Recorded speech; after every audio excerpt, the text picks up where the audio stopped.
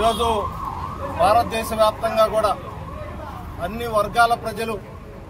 ప్రధానమంత్రి నరేంద్ర మోడీ గారు, నిర్మలా సీతారామన్ గారు తీసుకొచ్చిన జీఎస్టీ సంస్కరణల పట్ల పెద్ద ఎత్తున అభినందనలు తెలియజేస్తా ఉన్నారు. దాంతోపాటు ప్రత్యేకించి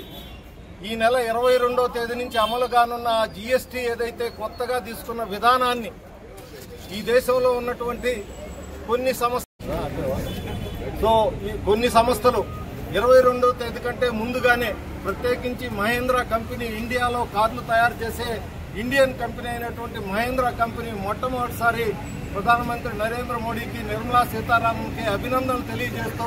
వాళ్ళ కార్లకు సంబంధించిన రేట్లు బిఫోర్గానే తగ్గించి ఒక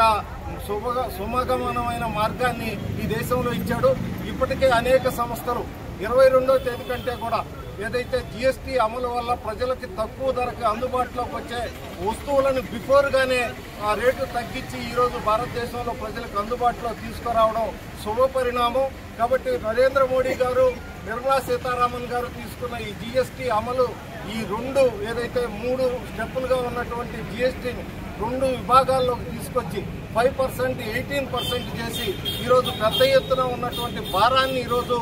పన్నుల భారాన్ని తగ్గించడం జరిగింది. ఒక రకంగా భారతదేశం ఈరోజు ప్రపంచంలో అమెరికా లాంటి అగ్రరాజ్యం ఆంక్షలు పెడుతూ భారతదేశ ఆర్థిక విధానాన్ని దెబ్బకొట్టాలని చేస్తున్న ప్రయత్నంలో నరేంద్ర మోడీ సాహసోపేతమైన చర్య ఈరోజు జీఎస్టీ ద్వారా ఈ దేశంలో ఉత్పత్తి రంగానికి ఊతమిచ్చే విధంగా, దాంతోపాటుగా కొనుగోలుదారుడికి కొనుగోలు శక్తిని పెంచే విధంగా ఈరోజు నరేంద్ర మోడీ గారు జీఎస్టీని తగ్గించి ప్రతి పేదవాడి జీవితంలో కూడా ఎలుగు నింపే విధంగా, వాళ్ళ ఆర్థిక అభివృద్ధికి ఉపయోగపడే విధంగా ఈరోజు జీఎస్టీ రేట్లను తగ్గించడం జరిగింది. ఏదైతే మనిషికి అవసరమైనటువంటి ఆరోగ్యం, విద్య ఈ రెండింటి విషయంలో కూడా ఎలాంటి ట్యాక్స్ లేకుండా 0% తీసుకురావడం జరిగింది. ఏదైతే మనం ఆరోగ్య బీమాకు సంబంధించి ఏదైనా కానీ ఇన్సూరెన్స్ కంపెనీలకు మనం పే చేసే దాంట్లో ఈరోజు అతి తక్కువ 0%తో మనకి ఎలాంటి ట్యాక్స్ లేకుండా మన జీవితాలకు భద్రత కల్పించే విధంగా ఇన్సూరెన్సుల మీద,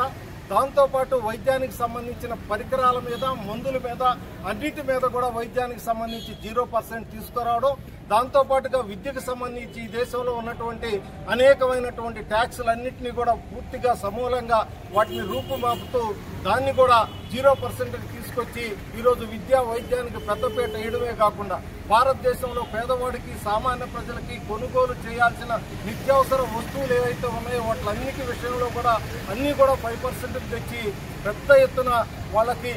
అతి తక్కువ చౌక ధరకి దొరికే విధంగా ఈరోజు ప్రధానమంత్రి నరేంద్ర మోడీ గారు, నిర్మలా సీతారామన్ గారు జీఎస్టీని సవరించడం జరిగింది. ఈ దేశంలో ఇన్కమ్ ట్యాక్స్ భారాన్ని తగ్గించారు, ఇప్పుడు జీఎస్టీ భారాన్ని తగ్గిస్తున్నారు. అదేవిధంగా ఈరోజు వోకల్ ఫర్ లోకల్ పేరుతో ప్రధానమంత్రి 79వ స్వతంత్ర దినోత్సవం మీద